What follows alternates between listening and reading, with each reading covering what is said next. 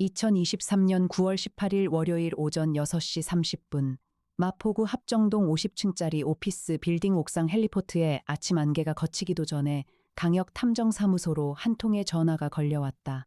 전화를 받은 것은 조수 나정이었다.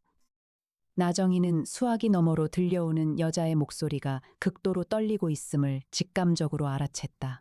상대방은 자신의 이름을 박서연이라고 밝혔고 남편이 사라졌다고 말했다. 실종 신고를 경찰에 했으나 단서가 전혀 없어 강역 탐정사무소를 찾게 되었다고 했다. 나정이가 통화 내용을 정리하여 사무소 내부 메신저로 전송하자 이해나가 가장 먼저 확인했다. 이해나는 2026년 최신 버전 인공지능 세종을 즉시 가동시켜 의뢰인 박서연의 기본 신원 조회를 시작했다. 세종이 화면에 띄운 정보는 다음과 같았다. 박서연 1991년생 32살 서울 성동구 성수동 거주 전업주부, 남편 유정환 1989년생 34살 IT 회사 대표 슬아의 아들 유하준 4살. 유정환은 9월 15일 금요일 밤 자택을 나서선 뒤 사흘째 연락이 두절된 상태였다. 이해나는 탐정님 긴급 의뢰 들어왔습니다 하고 강혁의 집무실 문을 두드렸다. 강혁은 창가에 서서 한강이 내려다 보이는 유리창 너머를 바라보고 있었다. 그는 고개를 돌려 이해나를 보았고 세종이 정리한 사건 개요를 건네받아 읽었다. 강혁의 눈이 한 지점에서 멈추었다. 실종 전날인 9월 14일 목요일 남편 유정환이 아내에게 나는 드디어 그 여자를 찾았어 라고 말했다는 부분이었다. 강혁이 말했다. 애나 씨, 이건 단순 가출이 아닙니다. 그 여자라는 단서를 먼저 추적해야 합니다. 이해나는 이미 세종에게 유정환의 최근 3개월간 통화 기록과 카드 사용 내역 분석을 지시해둔 상태였다. 강혁보다 항상 한 발 빠르게 움직이는 그녀의 철두철미함이 이번에도 빛을 발했다. 오전 9시 30분 박서연이 사무소에 도착했다. 나정이가 응접실로 안내했고 강혁과 이해나가 자리에 앉았다. 송태풍 박사도 실험실에서 나와 배석했다. 박서연은 키가 165cm 정도 되는 마른 체형의 여자였다. 눈 밑에 짙은 그늘이 드리워져 있었고 손끝이 미세하게 흔들리고 있었다. 강혁은 형사 시절의 버릇대로 먼저 있는 것을 관찰했다. 박서연의 왼쪽 손목에 오래된 화상 자국이 있었다. 다음으로 없는 것을 살폈다. 결혼 반지가 없었다. 마지막으로 어색한 것을 포착했다.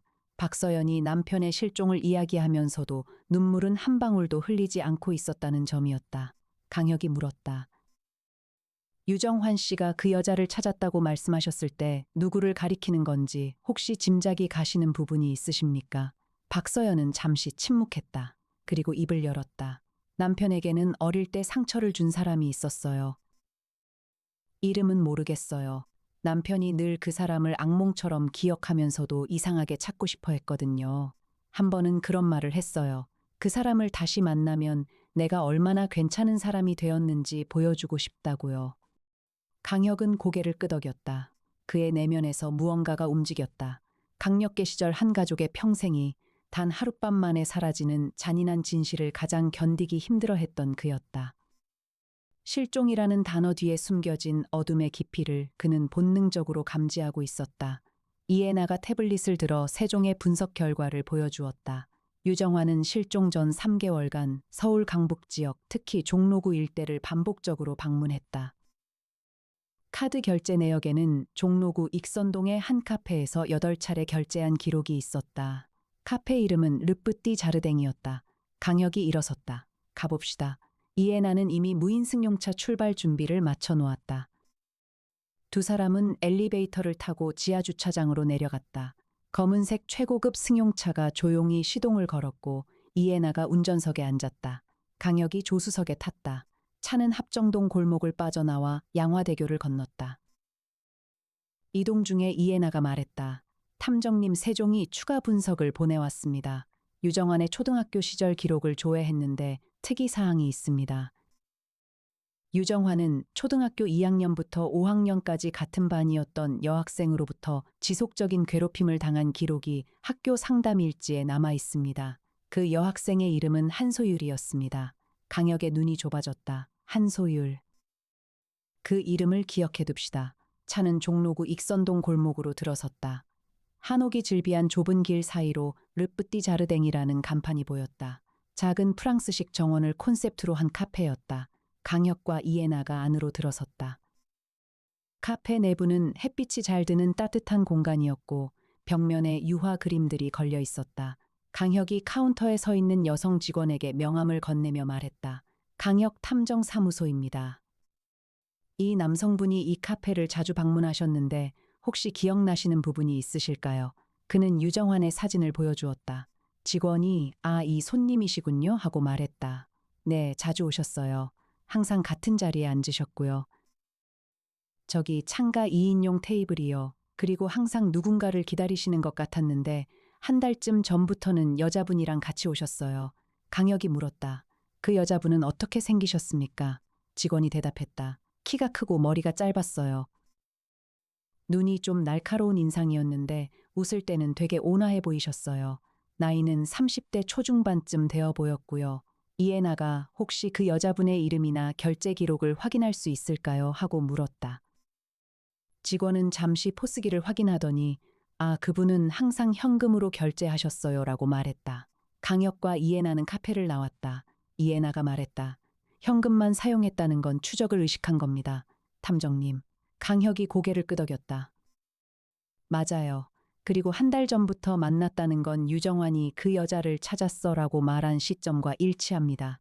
한소율을 찾읍시다. 이에나는 차에 돌아와 세종에게 한소율 1988년생 여성의 현재 거주지 및 직업 정보를 검색하라고 명령했다. 세종은 30초 만에 결과를 출력했다. 한소율 1988년생 서울 종로구 부암동 거주, 현재 프리랜서 미술 작가로 활동 중, 미혼 단독 거주. 두 사람은 부암동으로 향했다. 이에나의 운전 실력은 고수라는 표현이 부족할 정도였다. 좁은 부암동 오르막길에서도 차폭을 정확히 계산하며 능숙하게 차를 몰았다. 부암동 한소율의 집은 단독주택이었다. 하얀 벽에 남색 대문이 달려 있었고 작은 정원에는 장미 덩굴이 자라고 있었다. 강혁이 초인종을 눌렀다. 아무런 반응이 없었다. 다시 눌렀다. 역시 반응이 없었다. 이에나가 드론을 꺼냈다. 소형 최첨단 드론이 소리 없이 상공으로 올라가 집 내부를 적외선으로 스캔했다. 이에나의 태블릿 화면에 열원 반응이 표시되었다. 집 안에 사람이 없었다. 강혁이 대문 옆 우편함을 살폈다. 우편물이 사흘치 이상 쌓여 있었다. 그는 말했다. 한소율도 며칠째 집에 돌아오지 않았습니다. 두 사람은 차로 돌아왔다. 강혁이 말했다. 유정환과 한소율이 동시에 사라졌어요. 이건 두 가지 가능성이 있습니다. 하나는 둘이 함께 어딘가로 갔다는 것이고 다른 하나는 누군가가 둘 다 사라지게 만들었다는 겁니다. 이에나가 말했다. 세종에게 CCTV 분석을 의뢰하겠습니다. 유정환의 마지막 이동 경로와 한소율의 마지막 이동 경로를 교차 분석하면 접점이 나올 겁니다. 그날 오후 사무소로 돌아온 두 사람은 세종의 분석 결과를 기다렸다. 송태풍 박사가 커피를 가져오며 말했다. 실종 사건에서 당사자들이 동시에 사라지는 경우는 대부분 자발적 동행이거나 제3자의 개입입니다. 그런데 강혁 자네가 말한 그 여자라는 표현이 걸리네. 유정환이 가해자를 찾고 싶어 했다는 건 용서를 구하러 간 게 아니라 오히려 어떤 확인을 하고 싶었던 게 아닐까. 강혁이 의자에 앉아 천장을 바라보며 말했다. 맞아요, 송 박사님. 괴롭힘의 피해자가 가해자를 찾는 심리는 복잡합니다. 복수일 수도 있고 화해일 수도 있지만 가장 많은 경우는 자기 확인입니다. 내가 더 이상 그때의 나약한 아이가 아니라는 걸 증명하고 싶은 거죠. 오후 4시 30분 세종이 분석을 완료했다. 이에나가 결과를 대형 스크린에 띄웠다. 9월 15일 금요일 밤 10시 20분 유정환은 자택이 있는 성수동에서 승용차를 운전하여 출발했다. 차량의 하이패스 기록에 따르면 그는 강변북로를 타고 서쪽으로 이동했다. 10시 52분에 마포구 상암동 인근에서 내부 순환도로로 진입했고 11시 13분에 경기도 파주 방면 자유로에 올랐다. 이후 자정을 넘긴 시각에 파주시 탄현면 부근에서 차량의 위치 추적 신호가 끊어졌다. 한소율의 경우 9월 15일 오후 9시경 부암동 자택 근처 CCTV에 마지막으로 포착되었다. 그녀는 검은색 코트를 입고 작은 여행 가방을 끌고 있었다. 이후 그녀의 행적은 CCTV상에서 완전히 사라졌다. 강혁이 말했다. 파주 탄현면, 거기에 뭐가 있죠? 이해나가 세종에게 물었고 세종은 해당 지역의 부동산 정보를 검색했다. 결과가 나왔다. 파주시 탄현면 일대에 한소율 명의의 부동산이 한 건 등기되어 있었다. 2022년 3월에 매입한 단독 건물로 구 양조장을 개조한 작업실이었다. 강혁이 벌떡 일어섰다. 갑시다. 이해나가 말했다. 탐정님, 해가 지고 있습니다. 야간 장비를 준비하겠습니다. 나정희가 끼어들었다. 강민혁 검사님께 위치 공유를 해두는 게 좋지 않을까요? 강혁이 고개를 끄덕였다. 그가 형에게 전화를 걸었다. 형, 나 강혁이야. 파주 탄현면 쪽으로 실종 사건 추적하러 가는데 위치 좀 공유해 놓을게. 강민혁의 목소리가 수화기 너머로 들렸다. 혁아, 조심해라. 필요하면 바로 연락해. 수사 지원 요청 넣어 놓을 수 있으니까. 오후 6시 강혁과 이해나는 야간 투시 장비와 감식 도구를 실은 승용차로 파주를 향해 출발했다. 송태풍 박사도 동행했다. 가을 해가 빠르게 기울고 있었다. 자유로를 달리는 차 안에서 이해나가 말했다. 탐정님, 한 가지 이상한 점이 있습니다. 박서연 씨가 오늘 상담할 때 결혼 반지를 끼고 있지 않았잖아요. 그리고 남편이 사라졌다는데 눈물을 흘리지 않았고요. 강혁이 대답했다. 나도 그게 걸렸어요. 아직 판단하기는 이르지만 머릿속에 넣어둡시다. 송태풍 박사가 뒷좌석에서 말했다. 그리고 하나 더. 유정환이 아내에게 그 여자를 찾았다고 말한 건 어떤 의미에서든 아내에 대한 배신의 고백이 될 수도 있어. 아내 박서연이 그 말을 듣고 어떤 감정을 느꼈을지도 생각해봐야 해. 해가 완전히 진 뒤 차는 파주시 탄현면 외곽의 좁은 시골길로 접어들었다. 가로등 하나 없는 어둠 속에서 이해나가 내비게이션과 세종의 위성 안내를 동시에 활용하며 차를 몰았다. 10여 분 뒤 전방에 낡은 건물 하나가 나타났다. 과거 양조장으로 사용되었던 벽돌 건물이었다. 외벽에는 페인트가 벗겨져 있었고 2층 창문에는 불빛이 전혀 없었다. 강혁이 차에서 내렸다. 이해나와 송태풍 박사도 따라 내렸다. 이해나가 소형 드론을 띄워 건물 주변을 스캔했다. 드론의 적외선 센서가 건물 1층 안쪽에서 미약한 열원 하나를 감지했다. 사람의 체온이 아닌 전자기기의 발열로 추정되었다. 강혁이 말했다. 안으로 들어갑시다. 조심하세요. 세 사람은 건물 정면의 철제 문으로 다가갔다. 문은 잠겨 있지 않았다. 강혁이 문을 밀었다. 녹슨 경첩이 삐걱거리는 소리를 냈다. 내부는 넓은 창고 형태였고 천장이 높았다. 양조장 시절의 대형 통과 배관이 그대로 남아 있었다. 바닥에는 먼지가 수십 센티미터 두께로 쌓여 있었는데 그 위에 선명한 발자국이 여러 개 찍혀 있었다. 강혁이 손전등으로 발자국을 비추었다. 두 종류의 신발 자국이 있었다. 하나는 사이즈 270mm 정도의 남성용 운동화였고 다른 하나는 240mm 정도의 여성용 부츠였다. 발자국은 건물 안쪽 계단으로 이어져 있었다. 송태풍 박사가 발자국 사이의 간격을 측정했다. 남성 쪽은 보폭이 일정하고 안정적입니다. 끌려간 흔적은 없어요. 자발적으로 걸어간 겁니다. 계단을 올라 2층에 도착하자 풍경이 완전히 달라졌다. 양조장의 허름한 외관과는 전혀 다른 공간이 펼쳐져 있었다. 벽이 새하얗게 칠해져 있었고 넓은 공간 한가운데에 대형 캔버스 여러 개가 세워져 있었다. 미술 작업실이었다. 캔버스에는 모두 같은 주제의 그림이 그려져 있었다. 한 소년의 얼굴이었다. 눈이 크고 겁에 질린 표정을 한 어린 소년이 다양한 각도와 구도로 반복적으로 그려져 있었다. 이해나가 숨을 가볍게 들이쉬었다. 탐정님, 이거 전부 유정환의 어린 시절 모습 아닐까요? 강혁은 캔버스 앞에 서서 그림을 하나하나 살폈다. 그림 속 소년의 표정은 공포와 절망 사이를 오가고 있었다. 그런데 그림의 화풍이 미묘하게 두 가지로 나뉘었다. 앞쪽 캔버스 5장은 거칠고 격렬한 붓질로 그려져 있었던 반면 뒤쪽 캔버스 3장은 섬세하고 사실적인 기법으로 마치 소년을 애틋하게 기억하듯 그려져 있었다. 강혁이 말했다. 두 사람이 그렸어요. 앞에 것은 한소율이 그린 겁니다. 가해자의 시선으로, 뒤에 것은 다른 누군가가 그렸는데 이건 피해자의 시선에 가깝습니다. 송태풍 박사가 작업대 위를 살폈다. 팔레트와 붓 여러 자루가 놓여 있었고 그 옆에 종이 한 장이 있었다. 손으로 쓴 메모였다. 내용은 다음과 같았다. 정환아, 네가 이곳에 올 줄 알았어. 나는 너를 기다리고 있었어. 우리의 이야기를 끝내야 할 때가 됐어. 날짜는 9월 10일이었다. 실종 나흘 전에 쓰인 것이었다. 이해나가 메모를 사진으로 촬영하며 말했다.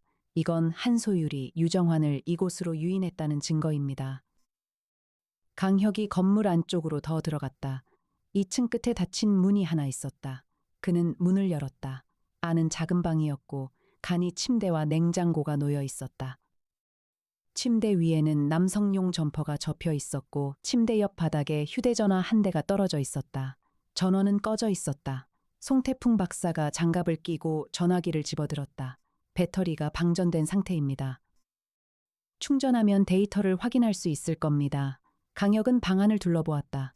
있는 것, 침대 냉장고 점퍼 휴대전화, 없는 것. 강혁이 중얼거렸다. 지갑이 없어요. 차키도 없고, 그리고 어색한 것. 침대 시트가 깨끗합니다. 누군가 여기서 지내긴 했지만 정리를 하고 나간 거예요. 이해나가 냉장고를 열었다. 유통기한이 며칠 지난 편의점 삼각김밥 2개와 생수 한 병이 들어있었다. 이해나가 말했다.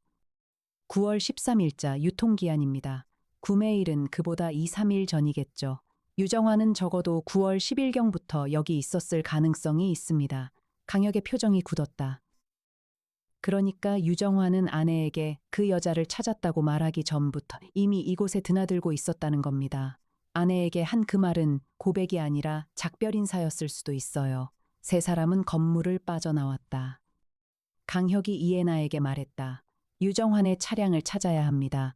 하이패스 기록이 끊어진 지점, 주변 반경 5km 이내를 세종 위성으로 수색해 주세요. 이해나는 차에 올라타자마자 세종에게 명령을 내렸다. 세종이 위성 데이터를 분석하여 3분 뒤에 결과를 보냈다. 탄현면 외곽 산길 끝 폐쇄된 채석장 부지에 차량 한 대가 정차해 있는 것이 포착되었다. 차량 번호는 유정환의 소유 차량과 일치했다. 두 사람은 즉시 채석장으로 이동했다. 밤 9시가 넘은 시각이었다. 채석장은 오래전에 폐업한 곳으로 높은 절벽과 깊은 웅덩이가 있는 위험한 지형이었다. 유정환의 흰색 SUV가 채석장 입구 근처에 세워져 있었다. 문은 잠겨 있지 않았고 차 안에는 유정환의 지갑과 차키가 운전석에 놓여 있었다. 강혁이 지갑을 열었다. 신분증, 카드, 현금 모두 그대로였다. 그는 뒷좌석을 살폈다. 큰 꽃다발이 시들어 있었다. 장미꽃이었다. 이해나가 말했다. 꽃다발이요. 실종 당일 누군가를 만나러 가면서 꽃을 가져간 겁니다. 송태풍 박사가 차량 외부를 손전등으로 면밀히 조사했다. 차체에 긁힌 자국이나 충돌 흔적은 없었다. 타이어 상태도 정상이었다. 강제로 정차당한 흔적이 전혀 없습니다. 유정환은 자발적으로 여기에 차를 세우고 내린 겁니다. 강혁이 채석장 안쪽을 바라보았다. 어둠이 짙었다. 그가 이해나에게 말했다. 드론을 띄워주세요. 이해나가 드론을 발진시켰다. 드론이 채석장 내부를 적외선과 열감지 카메라로 스캔하기 시작했다. 2분 뒤 드론이 포착한 것이 이해나의 화면에 떴다. 채석장 바닥 수면 근처 바위 위에 무언가가 놓여 있었다. 확대하자 그것은 여성용 숄이었다. 짙은 붉은색이었다. 강혁이 말했다. 내려가 봐야 합니다. 하지만 야간에 채석장 절벽을 내려가는 건 위험합니다. 이해나가 판단을 내렸다. 탐정님, 내일 새벽 첫빛에 다시 오는 게 안전합니다. 지금은 현장을 보전하고 강민혁 검사님께 공식 수사 지원을 요청하시죠. 강혁은 동의했다. 그는 형에게 전화를 걸었다. 형, 유정환 실종 사건인데 파주 탄현면 폐채석장에서 차량을 발견했어. 내일 새벽에 수색이 필요할 것 같아. 강민혁이 대답했다. 알겠다, 혁아. 내가 파주 경찰서랑 협조해서 수색대를 보내놓을게. 세 사람은 채석장 입구에 차를 세우고 교대로 경계하며 밤을 보냈다. 2023년 9월 19일 화요일 새벽 5시, 동쪽 하늘이 붉게 물들기 시작했다.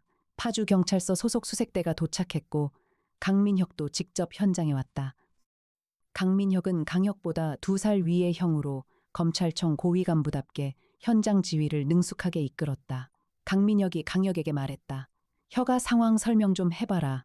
강혁이 지금까지의 수사 경과를 간결하게 요약했다. 강민혁은 고개를 끄덕이며 들었고 수색대의 채석장 내부 정밀 수색을 지시했다. 수색대가 채석장 바닥까지 내려갔다. 드론이 포착했던 붉은 숄은 바위 위에 그대로 있었다. 숄 아래에는 봉투 하나가 놓여 있었다. 봉투 안에는 편지가 들어 있었다. 수색대원이 장갑을 끼고 편지를 꺼내 강혁에게 전달했다. 강혁이 편지를 읽었다. 편지는 여성의 필체로 적혀 있었다. 내용은 다음과 같았다. 정환에게. 너는 나를 찾았고 나도 너를 기다리고 있었어. 25년 전 내가 너에게 한 일을 나는 단 하루도 잊은 적이 없어. 너는 내가 모든 걸 잊고 살 거라고 생각했겠지. 하지만 나는 매일 밤 네 얼굴을 그렸어.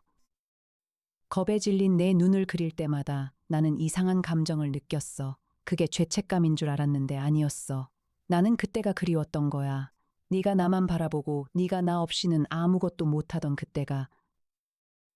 이제 우리의 이야기를 처음부터 다시 시작하자. 소율, 강혁의 얼굴에 그림자가 드리워졌다. 그가 나지막이 말했다. 이건 용서가 아닙니다. 이건 반복입니다. 한소율은 유정환에 대한 가해를 멈춘 적이 없었어요. 다만 멈춘 척했을 뿐이에요. 이해나가 물었다. 그렇다면 유정환은 지금 어디에 있는 걸까요? 수색대가 채석장 바닥에 고인 물 웅덩이를 수중 수색했다. 그러나 시신은 발견되지 않았다. 대신 물속에서 남성용 운동화 한 짝이 발견되었다. 사이즈 270mm, 유정환의 것으로 추정되었다. 강혁이 송태풍 박사에게 물었다. 신발 한 짝만 물에 빠져 있다는 게 무슨 의미일까요? 송태풍 박사가 대답했다. 두 가지 가능성이 있어요. 하나는 물에 빠지면서 신발이 벗겨진 경우, 다른 하나는 의도적으로 한 짝만 남긴 경우, 만약 누군가 자살을 위장하려 했다면 물에 신발을 던져놓고 실제로는 다른 곳으로 이동했을 수 있어요. 강혁이 고개를 끄덕였다. 바로 그겁니다. 이건 연출된 현장이에요. 누군가 유정환이 이곳에서 사고를 당했거나 스스로 목숨을 끊은 것처럼 보이게 만들려고 한 겁니다. 강민혁이 다가왔다. 혀가 채석장 주변 CCTV를 확인했는데 9월 15일 밤 11시 40분에 흰색 SUV가 진입한 뒤 같은 날 자정 무렵에 검은색 소형차 한 대가 빠져나간 게 찍혀 있었어. 이해나가 즉시 반응했다. 검은색 소형차요. 한소율의 차량을 확인해야 합니다. 세종에게 조회를 의뢰하자 한소율은 차량을 소유하고 있지 않은 것으로 나왔다. 그러나 9월 15일 오후에 종로구 소재 렌터카 업체에서 검은색 소형 승용차를 이틀간 대여한 기록이 확인되었다. 강혁이 말했다. 한소율이 렌터카를 빌려서 이곳에 왔고 유정환의 차를 여기 두고 자기 렌터카로 빠져나갔어요. 유정환을 데리고요. 강민혁이 물었다. 유정환은 왜 자발적으로 따라간 걸까? 강혁이 대답했다. 형 유정환에게 한소율은 단순한 과거의 가해자가 아니에요. 25년 동안 그 사람에게 집착해 왔어요. 피해자가 가해자에게 종속되는 심리적 유대 관계가 형성되어 있었을 가능성이 큽니다. 이해나가 덧붙였다. 학대적 유대 관계라고도 합니다. 피해자가 가해자에게 심리적으로 묶여서 벗어나지 못하는 현상이요. 그날 오후 세종이 렌터카의 하이패스 기록을 추적하여 경로를 복원했다. 한소율은 채석장을 나온 뒤 자유로를 타고 동쪽으로 이동하여 서울이 아닌 경기도 가평 방면으로 향했다. 마지막 하이패스 기록은 가평군 청평면 톨게이트였다. 이후 렌터카는 9월 17일에 가평군 내 한 주유소 인근에서 무단 방치된 채 발견되어 렌터카 회사에 반환되었다. 강혁은 사무소로 돌아와 지금까지의 단서를 정리했다. 이해나가 세종의 대형 화면 앞에서 타임라인을 구성했다. 9월 10일경 유정환이 한소율의 파주 작업실을 처음 방문. 9월 14일 유정환이 아내에게 그 여자를 찾았다고 말함. 9월 15일 밤 유정환 자택 출발 파주 채석장 도착 이후 한소율의 렌터카로 가평 방면 이동. 9월 17일 렌터카 가평에서 무단 방치 발견. 9월 18일 아내 박서연이 강혁 탐정사무소에 의뢰. 강혁이 화면을 바라보며 말했다. 빠진 조각이 있어요. 박서연이 의뢰를 한 건 남편이 사라진 지 사흘이 지난 뒤입니다. 보통 배우자가 실종되면 당일이나 다음 날 바로 신고를 합니다. 왜 사흘을 기다렸을까요? 이해나가 고개를 갸웃거렸다. 남편이 종종 집을 비우는 일이 있었다면 처음에는 대수롭지 않게 여겼을 수 있습니다. 강혁이 고개를 저었다. 아니요. 그 여자를 찾았다는 말을 듣고도 사흘을 기다렸다는 건 뭔가 다른 이유가 있어요. 박서연을 다시 만나봐야 합니다. 다음 날인 9월 20일 강혁과 이해나는 성수동 유정환의 자택을 방문했다. 박서연이 문을 열었다. 4살짜리 아들 유하준이 거실에서 블록놀이를 하고 있었다. 강혁은 아이의 모습을 보았다. 아버지를 많이 닮은 큰 눈을 가진 아이였다. 강혁이 거실 소파에 앉으며 물었다. 박서연 씨, 실례가 되는 질문일 수 있는데 남편분이 실종되신 후 왜 사흘을 기다리셨습니까? 경찰 신고도 이틀 뒤에 하셨더군요. 박서연의 얼굴에 복잡한 감정이 스쳤다. 그녀가 입을 열었다. 사실은 남편이 나가기 전에 저한테 이렇게 말했어요. 며칠 동안 연락이 안 될 수 있는데 걱정하지 마. 중요한 일을 끝내고 올게. 그래서 처음에는 기다렸어요. 하지만 사흘이 지나도 아무 연락이 없으니까 그때서야 무서워진 거예요. 강혁이 물었다. 그 중요한 일이 뭔지 남편분이 말씀하지 않으셨나요?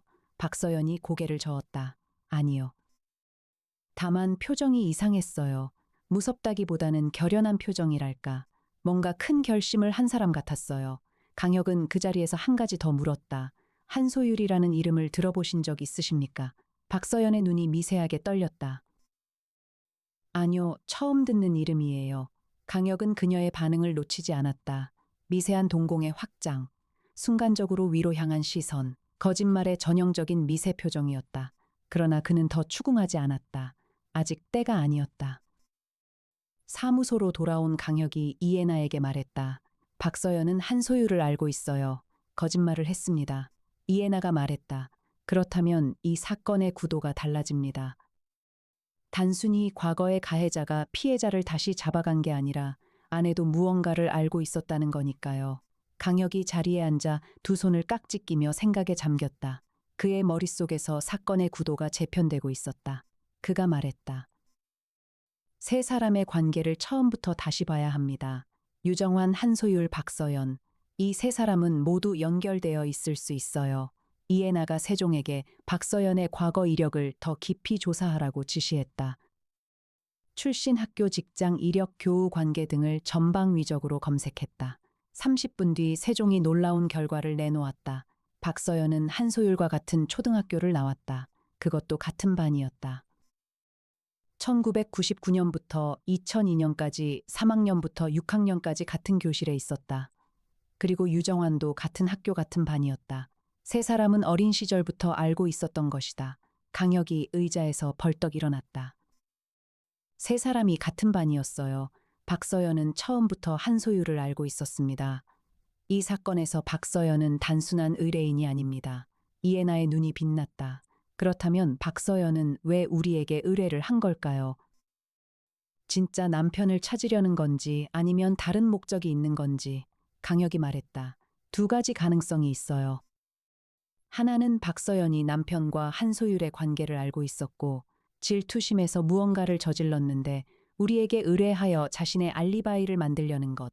다른 하나는 박서연 자신도 한소율의 피해자였을 가능성입니다.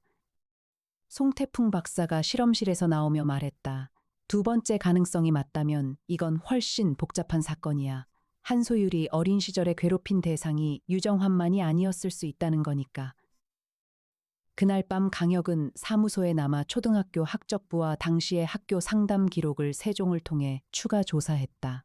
세종이 발굴한 기록은 충격적이었다. 한소율은 초등학교 시절 학급 내에서 절대적인 권력을 행사하는 아이였다. 유정환뿐만 아니라 박서연도 한소율의 괴롭힘 대상이었다. 상담 기록에는 박서연이 한소율에 의해 지속적으로 왕따를 당했으며 한소율이 유정환을 괴롭힐 때 박서연에게 이를 강제로 지켜보게 했다는 내용이 있었다.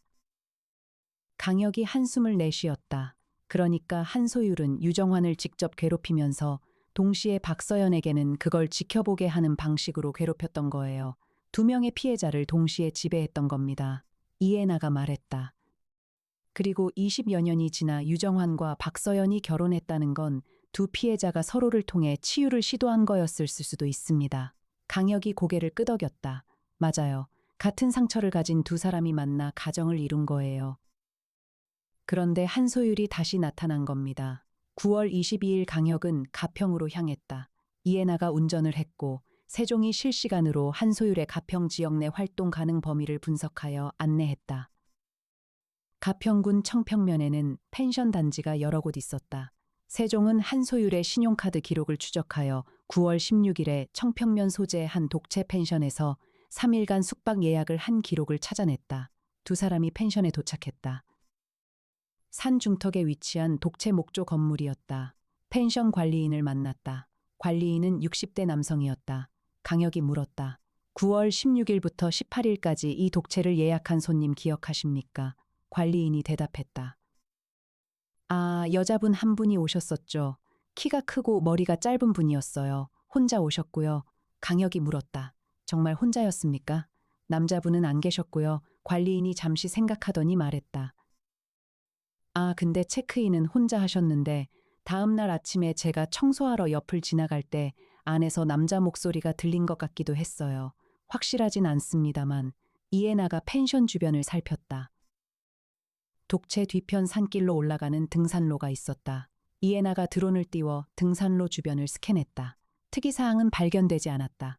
강혁이 독채 내부를 들여다보았다. 지금은 비어 있었고 이미 청소가 완료된 상태였다. 그는 관리인에게 CCTV가 있는지 물었다. 관리인은 주차장 쪽에 한 대 있다고 했다. 영상을 확인한 결과 9월 16일 오후 2시에 검은색 소형차가 도착했고 운전석에서 내린 여성은 키 170cm 정도의 짧은 머리 여성이었다. 한소율로 추정되었다. 그녀는 혼자였다. 그러나 9월 17일 오전 10시경 같은 차가 출발할 때 조수석에 모자를 깊이 눌러 쓴 사람이 타고 있는 것이 확인되었다. 강혁이 말했다. 유정환이에요. 한소율과 함께 이곳을 떠났습니다. 이해나가 말했다. 그 뒤에 렌터카는 가평에서 무단 방치되었습니다. 그렇다면 두 사람은 가평에서 다른 교통수단으로 이동한 겁니다. 강혁이 세종에게 가평군 내 택시 호출 기록과 버스 CCTV를 분석하라고 지시했다. 동시에 한소율의 다른 금융활동을 추적하라고 했다. 사무소로 돌아가는 길에 강혁의 전화가 울렸다. 강민혁이었다. 형의 목소리가 심각했다. 혀가 방금 파주 경찰서에서 연락이 왔어. 채석장 수색을 추가로 했는데 절벽 중간 턱에서 혈흔이 발견됐다. 양이 적어서 치명상은 아닌 것 같은데 DNA 감식을 의뢰해놨어. 강혁의 표정이 어두워졌다. 형, 그 혈흔이 유정환의 것인지 빨리 확인해줘. 강민혁이 대답했다. 2, 3일 내로 결과 나올 거야. 그리고 한소율 명의의 신용카드가 오늘 오전에 강원도 춘천에서 사용된 기록이 있어. 편의점 결제야. 강혁이 이해나를 보았다. 춘천이요. 이해나가 이미 세종에 입력하고 있었다. 해당 편의점의 CCTV 영상 확보를 요청했다. 1시간 뒤 영상이 도착했다. 오전 11시 20분 편의점에 들어온 여성은 짧은 머리에 선글라스를 쓰고 있었다. 한소율로 추정되었다. 그녀는 혼자였다. 남성 동반자는 보이지 않았다. 강혁이 말했다. 유정환과 분리되었어요. 아니면 어딘가에 유정환을 남겨두고 혼자 나온 겁니다. 이해나가 물었다. 탐정님, 한소율이 유정환을 어딘가에 감금하고 있는 걸까요? 강혁은 잠시 생각했다. 물리적 감금이라기보다는 심리적 구속일 가능성이 높아요. 유정환은 스스로 떠나지 못하는 거예요. 어린 시절의 종속관계가 되살아난 겁니다. 9월 23일 DNA 감식 결과가 나왔다. 채석장 절벽에서 발견된 혈흔은 유정환의 것이 아니었다. 한소율의 것이었다. 이 결과가 사건의 흐름을 완전히 뒤바꿨다. 강혁이 사무소 대형 화면 앞에 서서 말했다. 한소율이 다쳤어요. 채석장에서. 유정환이 그녀를 다치게 한 건지 아니면 스스로 다친 건지는 모르지만 피를 흘린 건 한소율입니다. 송태풍 박사가 말했다. 그렇다면 아까까지의 가설을 재검토해야 해. 한소율이 유정환을 일방적으로 지배하고 있다는 전제가 흔들리는 거야. 유정환이 한소율에게 반격한 가능성이 나온 거니까.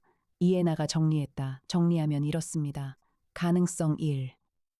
유정환이 한소율에게 복수하기 위해 만났고 채석장에서 한소율을 다치게 한 뒤 도주. 가능성 2. 채석장에서 둘 사이에 몸싸움이 있었고 한소율이 부상당했으나 이후 한소율이 유정환을 데리고 이탈. 가능성 3. 제3자의 개입. 강혁이 말했다. 가능성 3을 생각해 봅시다. 제3자. 박서연, 이해나가 눈을 크게 떴다. 박서연이 현장에 있었을 수 있다는 건가요? 강혁이 대답했다.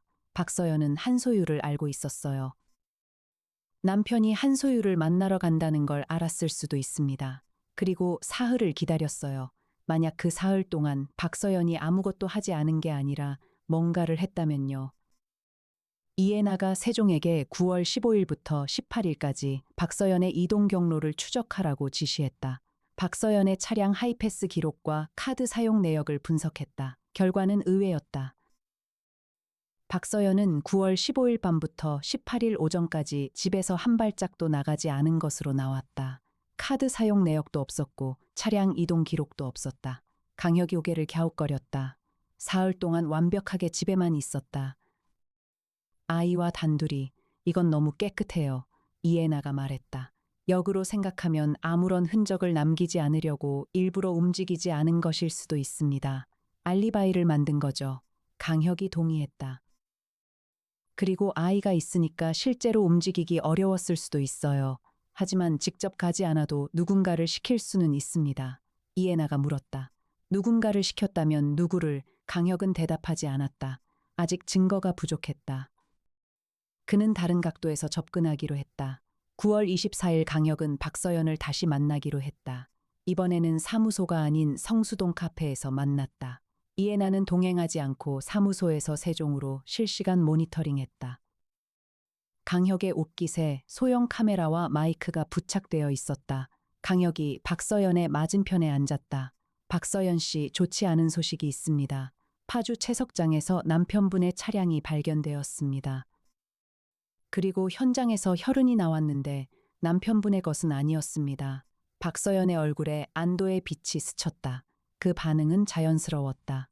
남편의 피가 아니라는 말에 안도하는 것은 정상적인 반응이었다. 강혁이 이어서 말했다. 그 피는 한소율이라는 여성의 것이었습니다. 혹시 이 이름에 대해 기억나시는 게 있으신지요? 이번에는 박서연이 시선을 피하지 않았다. 그녀가 강혁의 눈을 정면으로 바라보았다. 그리고 천천히 말했다. 탐정님. 사실 제가 말씀드리지 않은 것이 있어요. 강혁은 표정을 바꾸지 않고 기다렸다. 박서연이 말을 이었다. 한소유를 알아요. 초등학교 때 같은 반이었어요. 그리고 저도 그 사람한테 괴롭힘을 당했어요. 남편도요. 우리 둘 다 같은 피해자였어요.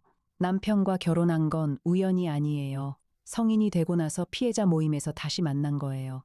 같은 상처를 가진 사람끼리 위로가 됐고 사랑하게 됐어요. 강혁이 물었다. 그런데 왜 처음에 말씀하지 않으셨습니까? 박서연의 눈가가 붉어졌다. 부끄러웠어요. 30년 전 일을 아직도 극복하지 못한 게, 그리고 무서웠어요. 한소율이라는 이름을 입 밖에 내는 것 자체가요. 강혁은 고개를 끄덕였다. 그의 내면에서 피해자의 아픔에 공감하는 따뜻한 감정이 올라왔다. 그러나 동시에 형사로서의 직관이 무언가 여전히 맞지 않는 부분이 있다고 속삭이고 있었다. 박서연의 고백은 감동적이었지만 너무 완벽했다. 강혁이 부드럽게 물었다. 남편분이 한소유를 찾고 있다는 걸 알고 계셨습니까? 박서연이 대답했다. 네, 반대했어요. 왜 그 사람을 다시 찾느냐고. 제발 그러지 말라고. 하지만 남편은 듣지 않았어요. 자기가 더 이상 약한 사람이 아니라는 걸 보여주겠다고 했어요. 강혁이 마지막으로 물었다. 남편분이 나가시던 밤에 꽃다발을 가져가셨더군요. 장미꽃이었습니다. 박서연의 얼굴이 순간 얼어붙었다. 꽃다발이요. 그녀의 목소리가 작아졌다. 몰랐어요. 강혁은 그 순간 알았다. 박서연이 진심으로 몰랐던 것이 있었다는 것을. 유정환이 한소율에게 복수를 하러 간 것이 아니라 어떤 복잡한 감정을 가지고 찾아갔다는 것을 박서연은 받아들일 수 없었던 것이다. 꽃을 가져갔다는 사실이 그녀에게 칼처럼 꽂힌 것이었다. 카페를 나온 강혁이 이어폰을 통해 이해나에게 말했다. 다 들었죠. 이해나가 대답했다. 네, 탐정님. 박서연은 남편이 한소율에게 순수한 분노만 가지고 간 줄 알았어요. 그런데 꽃을 가져갔다는 건 다른 감정이 섞여 있었다는 의미입니다. 박서연에게는 이게 배신이에요. 강혁이 말했다. 맞아요. 그리고 이 배신감이 박서연을 어떤 행동으로 몰았을 가능성이 있습니다. 하지만 박서연은 물리적으로 현장에 있지 않았어요. 그렇다면 누가 대신 움직였을까? 이해나가 말했다. 제가 한 가지 확인할 게 있습니다. 박서연의 주변 인물 관계를 세종으로 더 파봐야 할 것 같아요. 9월 25일 세종의 분석이 또 하나의 결정적 단서를 제공했다. 박서연에게는 오빠가 한 명 있었다.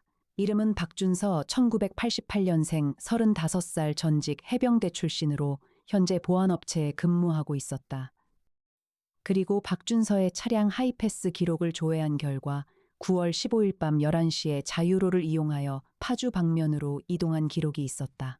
강혁의 눈이 번쩍 떠졌다. 박서연의 오빠가 그날 밤 파주로 갔어요.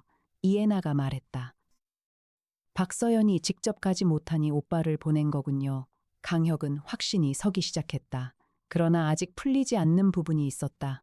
한소율의 피가 왜 그곳에 있었는가? 그리고 유정화는 지금 어디에 있는가? 강혁은 강민혁에게 연락했다. 형 박준서라는 사람 확인 좀 해줘. 해병대 출신 보안업체 근무. 9월 15일 밤 파주 이동 기록이 있어. 강민혁이 대답했다. 알겠어, 혁아. 확인되면 바로 알려줄게. 2시간 뒤 강민혁이 전화를 걸어왔다. 혁아, 박준서가 흥미로운 인물이야. 보안업체라고 했는데 실제로는 사설 경호 및 추적 전문이더라. 예전에 미행이나 감시 관련 민원이 몇 건 들어온 적도 있어. 그리고 9월 15일에 파주로 간 건 맞는데 자유로 톨게이트 통과 시각이 11시 정각이야. 유정환보다 약간 늦게 출발한 셈이지. 강혁이 정리했다. 유정환이 10시에 출발하고 박준서가 11시에 뒤따른 겁니다. 박서연이 남편의 출발을 확인한 뒤 오빠에게 연락한 거예요. 이제 사건의 윤곽이 드러나기 시작했다. 강혁은 모든 팀원을 회의실에 모았다. 대형 스크린에 타임라인과 인물 관계도가 표시되었다. 강혁이 말했다.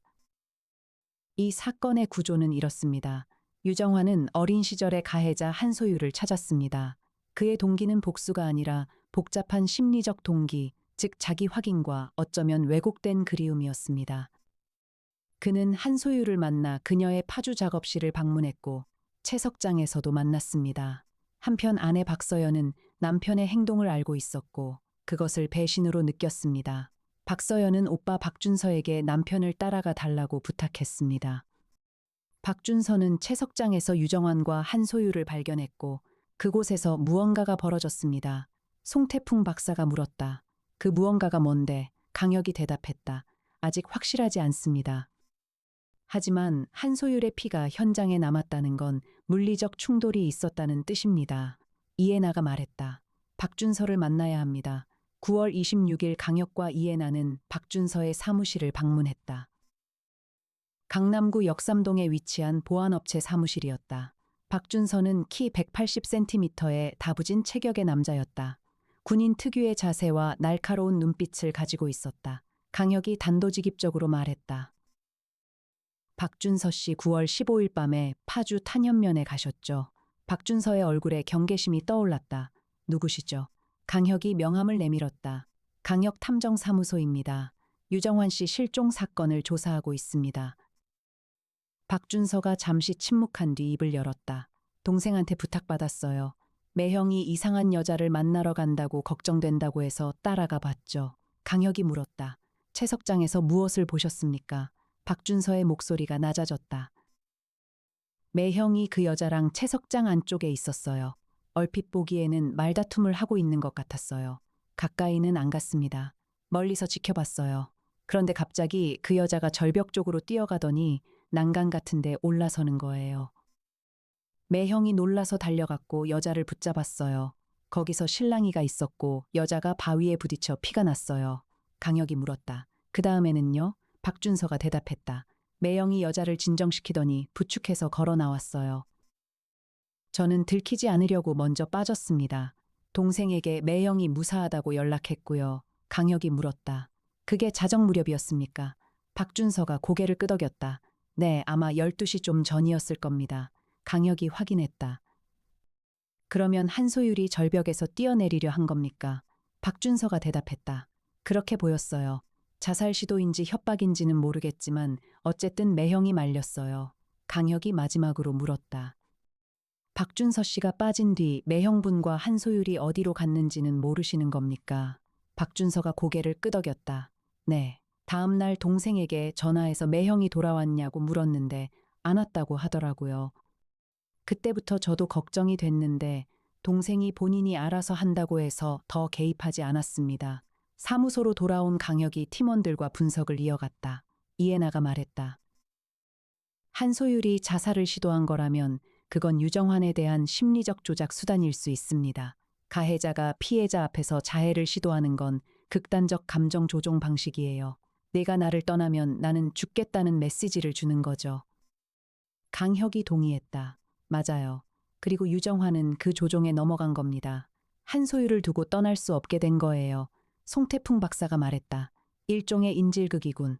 자기 자신을 인질로 잡은 거야. 강혁이 심각한 표정으로 말했다. 유정환을 찾아야 합니다. 지금 그는 한소율과 함께 어딘가에 있고 심리적으로 완전히 지배당하고 있을 가능성이 큽니다. 이해나가 세종에 한소율의 춘천 이후 동선을 추적하라고 지시했다. 한소율의 신용카드가 9월 25일에 춘천 시내 한 모텔에서 사용된 기록이 나왔다. 이해나가 모텔 CCTV 영상을 확보했다. 영상에는 한소율로 보이는 여성이 체크인하는 모습이 찍혀 있었고 이번에는 남성 한 명이 뒤따라 들어가는 모습도 확인되었다. 그 남성은 고개를 숙이고 있었지만 체격과 옷차림으로 보아 유정환으로 추정되었다. 강혁이 말했다. 살아있어요. 유정환은 살아있습니다. 9월 27일 강혁과 이해나 그리고 강민혁이 지원한 경찰 수사관 2명이 춘천으로 향했다. 이해나가 사무소에서 세종을 원격 제어하며 실시간으로 한소율의 카드 사용을 모니터링했다. 오전 10시에 한소율의 카드가 춘천시 퇴계동의 한 식당에서 결제되었다. 이해나가 즉시 강혁에게 알렸다. 탐정님, 지금 퇴계동 식당에서 결제 나왔습니다. 이동하세요. 강혁이 이해나의 안내에 따라 식당으로 달려갔다. 도착하자 식당 유리문 너머로 두 사람이 보였다. 창가 자리에 짧은 머리의 여성과 마주 앉아 있는 남성. 남성은 고개를 숙이고 밥을 먹고 있었다. 강혁은 그의 얼굴을 확인했다. 유정환이었다. 강혁은 경찰 수사관들에게 대기를 지시하고 혼자 식당으로 들어갔다. 천천히 두 사람의 테이블로 다가갔다. 한소율이 먼저 고개를 들었다. 날카로운 눈이 강혁을 쏘아보았다. 강혁이 부드럽게 말했다. 한소율 씨, 그리고 유정환 씨. 저는 강혁 탐정사무소의 강혁입니다. 유정환 씨의 아내 박서연 씨의 의뢰로 유정환 씨를 찾고 있습니다. 유정환이 천천히 고개를 들었다. 그의 눈에는 놀라움과 두려움과 동시에 묘한 안도감이 교차했다. 아내가 저를 찾고 있었군요. 한소율이 차가운 목소리로 말했다. 정환이는 자기 의지로 여기 있는 거예요. 아무도 강제한 적 없어요. 강혁이 한소율을 바라보았다. 한소율 씨, 유정환 씨가 자유의지로 여기 있다면 지금 이 자리에서 혼자 일어나 걸어나갈 수 있겠습니까? 한소율이 미소를 지었다. 그 미소에는 자신감과 지배욕이 서려 있었다. 물어보세요. 정환아, 나가고 싶으면 나가도 돼. 유정환은 움직이지 않았다. 그의 손이 테이블 위에서 떨리고 있었다. 강혁은 그 모습을 보며 가슴이 아팠다. 한 사람의 삶이 이렇게 다른 사람에 의해 갉아먹힐 수 있다는 사실이 그를 분노하게 했다. 강혁이 유정환에게 말했다. 유정환 씨 아내분과 아드님이 기다리고 있습니다. 하준이가 아빠를 찾고 있어요. 하준이라는 이름에 유정환의 눈에 생기가 돌아왔다. 그의 입술이 움직였다. 하준이. 한소율의 표정이 변했다. 순간적으로 분노가 스쳤다가 금세 무표정으로 돌아갔다. 정환아, 가고 싶으면 가. 나는 상관없어. 유정환이 천천히 의자에서 일어섰다. 그의 움직임은 마치 무거운 쇠사슬을 끊어내는 것처럼 더디고 힘겨웠다. 그가 한 걸음을 내딛었다. 한소율을 등지고 두 걸음, 세 걸음, 강혁이 유정환의 팔을 잡았다. 가시죠. 두 사람이 식당을 나서려는 순간 한소율이 말했다. 정환아, 너 가면 나는 어떡해? 나는 또 혼자야. 유정환의 발걸음이 멈추었다. 강혁이 조용하지만 단호하게 말했다.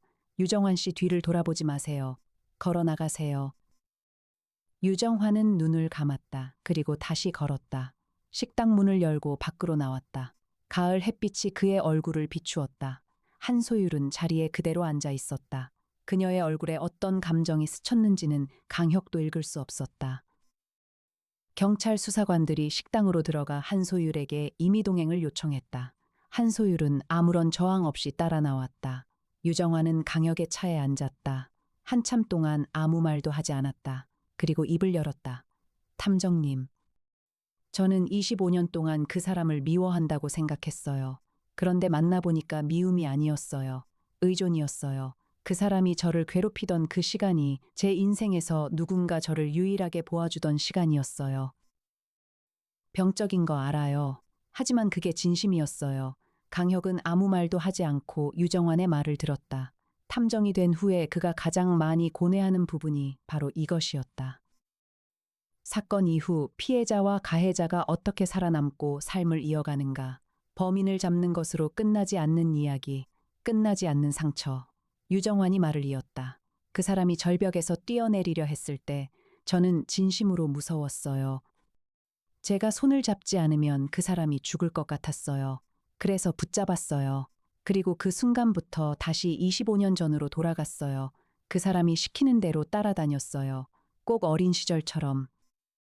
서울로 돌아오는 차 안에서 강혁이 이해나에게 작은 목소리로 말했다. 이 사건은 범죄가 아닐 수도 있어요. 이해나가 대답했다. 하지만 한소율의 행위는 심리적 감금에 해당할 수 있습니다. 타인의 의사결정 능력을 박탈하는 건 범죄의 영역이에요. 강혁이 고개를 끄덕였다. 맞아요. 법적 판단은 형에게 맡기겠습니다. 유정환은 성수동 자택으로 돌아갔다. 박서연이 현관문 앞에 서 있었고 그 옆에 작은 아들 하준이가 있었다. 유정환이 하준이를 안아 올렸다. 강혁과 이해나는 그 모습을 지켜보다가 자리를 떠났다. 사건은 여기서 끝나는 듯했다. 유정환이 돌아왔고 한소율은 경찰 조사를 받게 되었다. 그러나 강혁은 무언가가 끝나지 않았음을 느끼고 있었다. 그리고 사흘 뒤인 9월 30일 그의 직감은 적중했다. 아침 8시에 강혁의 개인 전화가 울렸다. 강민혁이었다. 형의 목소리가 무거웠다. 혀가 한소율이 죽었어. 어젯밤 자택에서 발견됐어. 자살이야. 강혁의 얼굴이 굳었다. 그가 잠시 눈을 감았다가 떴다. 형 현장에 갈 수 있어. 강민혁이 대답했다. 내가 열어줄게. 와라. 강혁과 이해나 그리고 송태풍 박사는 부암동 한소율의 자택으로 향했다. 경찰이 현장을 통제하고 있었다. 강민혁이 입구에서 기다리고 있었고 세 사람을 안으로 안내했다. 한소율은 2층 침실에서 발견되었다. 침대 위에 누운 채 수면제를 과다 복용한 것으로 보였다. 옆에 빈 약병과 물컵이 놓여 있었다. 그리고 유서가 있었다. 유서는 길었다. 강혁이 장갑을 끼고 유서를 읽었다. 유서의 전문은 다음과 같았다. 나 한소율은 이 글을 마지막으로 남긴다. 나는 어릴 때부터 사람을 지배하는 것에서만 존재감을 느꼈다. 유정환을 괴롭혔던 건 그가 미워서가 아니라 그가 나를 필요로 하는 것처럼 보였기 때문이다. 25년이 지나 그를 다시 만났을 때 나는 그가 여전히 나를 필요로 한다는 걸 확인하고 싶었다. 그리고 확인했다. 하지만 그가 떠나고 나니 남은 건 공허뿐이었다. 나는 사람을 괴롭히지 않으면 존재할 수 없는 인간이었다. 이것이 나의 진실이다. 미안하다는 말은 하지 않겠다. 미안하다고 느낀 적이 없으니까 강혁이 유서를 내려놓았다. 그의 얼굴에 복잡한 감정이 스쳤다. 이해나가 그를 바라보았다. 강혁이 나지막이 말했다. 이 사건에서 승자는 없습니다. 모두가 졌어요. 송태풍 박사가 현장을 감식하며 말했다. 강혁 한 가지 이상한 점이 있어. 약병의 라벨을 보면 이건 처방전이 필요한 수면제야. 그런데 한소율의 의료 기록에는 수면제 처방 이력이 없어. 강혁의 눈이 번쩍였다. 그 약을 누가 구해준 겁니까? 송태풍 박사가 약병 라벨을 확인했다. 약국 이름과 조제일자가 적혀 있었다. 종로구 소재 약국이었고 조제일은 9월 28일이었다. 즉 유정환이 돌아온 다음 날이었다. 강혁이 이해나에게 말했다. 이 약의 처방전을 누가 받았는지 추적해 주세요. 이해나가 세종의 조회를 의뢰했다. 20분 뒤 결과가 나왔다. 처방전은 박서연 명의의 정신건강의학과 기록에서 나온 것이었다. 박서연이 이전에 불면증으로 처방받았던 수면제와 같은 종류였다. 강혁이 자리에 얼어붙었다. 이해나도 숨을 삼켰다. 두 사람이 동시에 같은 결론에 도달했다. 강혁이 말했다. 박서연이 한소율에게 약을 전달했을 가능성이 있어요. 이해나가 말했다. 만약 그게 사실이라면 이건 자살이 아니라 자살방조 또는 그 이상입니다. 강혁의 머릿속에서 모든 퍼즐이 재배치되기 시작했다. 그가 처음부터 느꼈던 위화감, 박서연이 눈물을 흘리지 않았던 것, 한소율의 이름을 안다고 거짓말했던 것, 그리고 꽃다발 이야기를 들었을 때의 반응, 박서연은 처음부터 끝까지 자신의 계획을 실행하고 있었던 것이다. 강혁은 급히 강민혁에게 전화를 걸었다. 형 한소율 건은 자살로 종결하면 안 돼. 타살 또는 자살 방조 가능성이 있어. 수면제 출처를 확인해야 해. 강민혁이 대답했다. 무슨 근거로? 강혁이 약병의 처방 전 출처를 설명했다. 강민혁은 잠시 침묵한 뒤 말했다. 혀가 알겠어. 수사를 재개하지. 박서연을 소환할게. 9월 30일 오후 박서연이 검찰에 출석했다. 강혁은 참관인 자격으로 조사실 옆 모니터룸에서 지켜보았다. 강민혁이 직접 조사를 진행했다. 강민혁이 물었다. 박서연 씨 9월 28일 또는 29일에 한소율과 접촉하신 적이 있습니까? 박서연은 침착했다. 네, 있어요. 강민혁이 놀라지 않은 표정으로 물었다. 무엇 때문에 만나셨습니까? 박서연이 대답했다. 남편이 돌아온 다음 날 저는 한소율에게 전화를 걸었어요. 우리 남편 좀 놔주세요 하고 말하려고요. 그런데 한소율이 만나자고 했어요. 그래서 만났어요. 강민혁이 물었다. 어디서 만났습니까? 박서연이 대답했다. 종로구 익선동 카페에서요. 강민혁이 물었다. 그 자리에서 무슨 이야기를 나누었습니까? 박서연의 눈이 먼 곳을 바라보았다. 한소율이 제게 이렇게 말했어요. 나는 정환이 없이 살 수 없어. 너는 정환이를 가졌잖아. 아이도 있잖아. 나한테는 아무것도 없어. 이렇게 사느니 차라리 죽는 게 나아. 그때 제가 그랬어요. 그럼 죽으세요. 조사실이 조용해졌다. 강민혁이 물었다. 그리고요. 박서연이 말을 이었다. 한소율이 말했어요. 약이 필요해. 나한테는 처방전이 없어.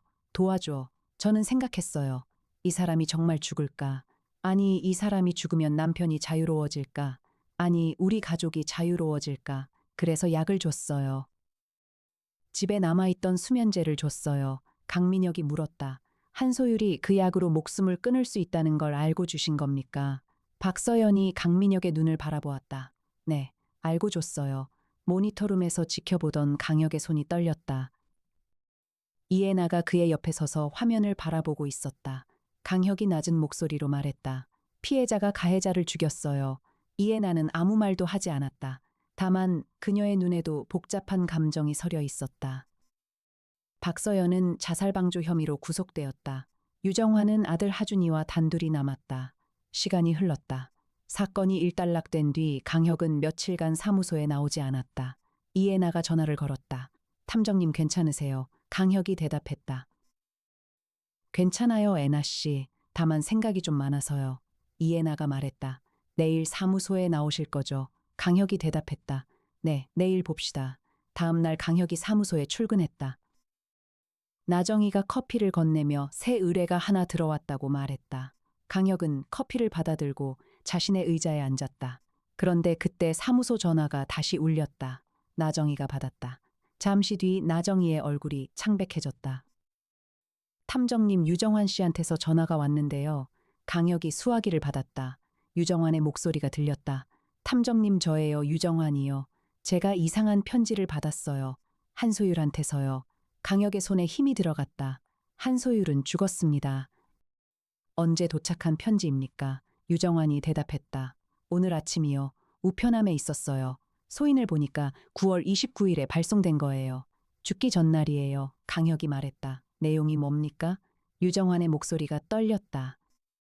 정환아, 네 아내가 나를 죽일 거야. 나는 그걸 알면서 받아들이기로 했어. 이게 내가 너에게 해줄 수 있는 마지막 선물이야. 너를 자유롭게 해줄게. 하지만 기억해. 나는 끝까지 너를 놓지 않았어. 죽어서도 너는 내 것이야. 강혁이 수화기를 내려놓았다. 사무실이 고요해졌다. 이해나가 물었다. 탐정님, 이게 무슨 의미죠? 한소율은 박서연이 약을 줄 거라는 걸 알고 있었다는 건가요? 강혁이 의자 등받이에 몸을 기대며 천장을 바라보았다. 알고 있었어요. 한소율은 처음부터 알고 있었습니다. 박서연이 자신을 죽이도록 유도한 겁니다. 약을 달라고 한 건 한소율 쪽이었어요.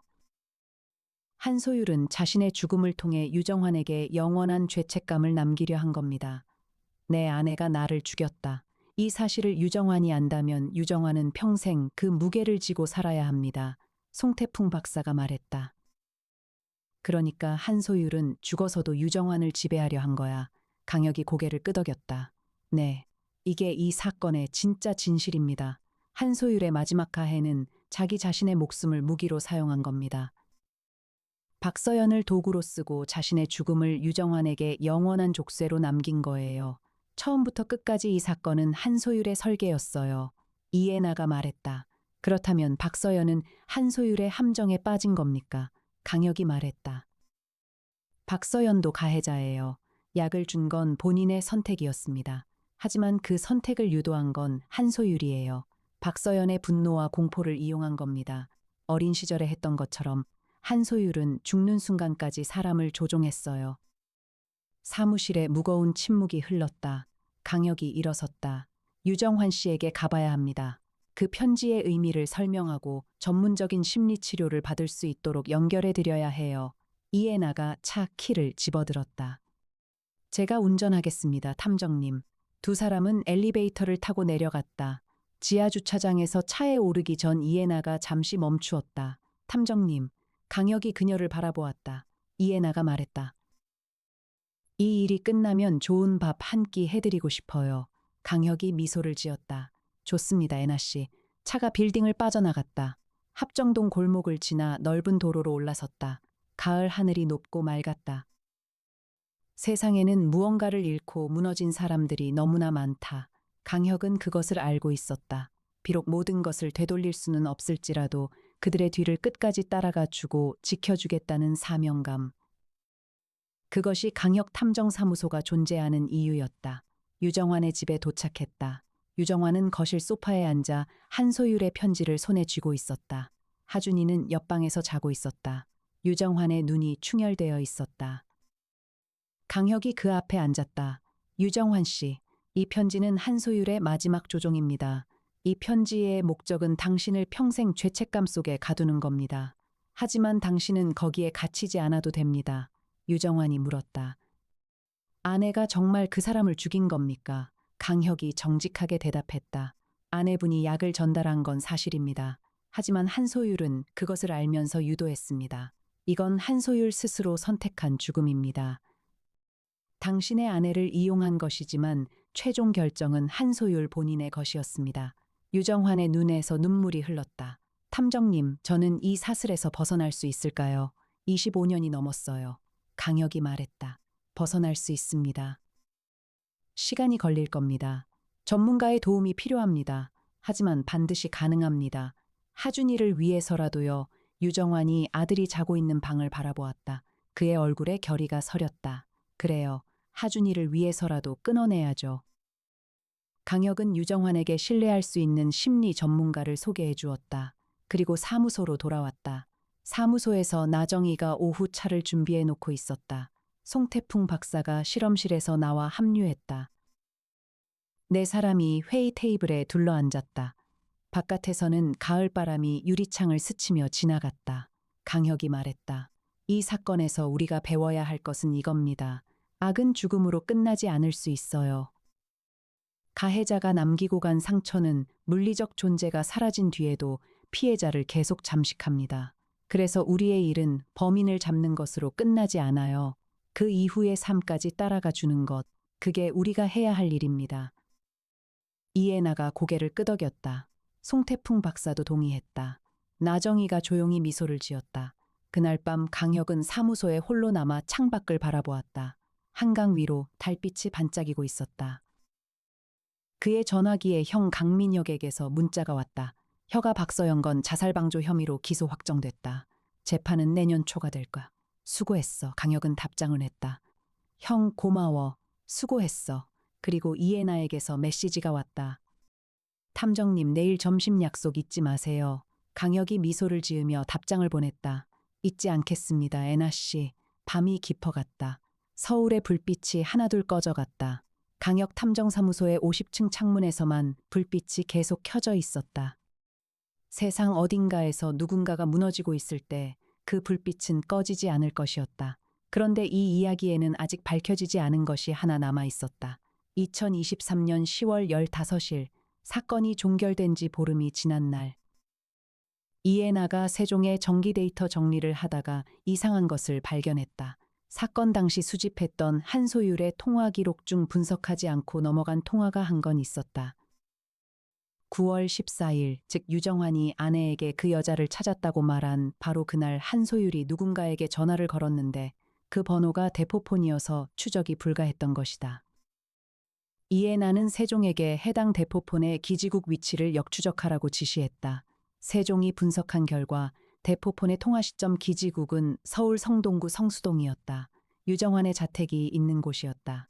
이해나의 눈이 커졌다. 한소율이 9월 14일에 성수동에 있는 누군가에게 전화를 걸었다. 유정환은 그날 아내에게 그 여자를 찾았다고 말했다. 그런데 한소율이 먼저 연락을 한 건 유정환에게가 아니라 성수동의 다른 누군가에게였다. 이해나가 강혁에게 달려갔다. 탐정님 중요한 게 나왔습니다. 강혁이 화면을 보았다. 그의 안색이 변했다. 한소율이 9월 14일에 성수동으로 전화를 했다. 유정환의 번호가 아닌 다른 번호로. 성수동에 사는 사람 중 이 사건과 관련이 있는 사람은 한 명뿐이에요. 이해나가 말했다.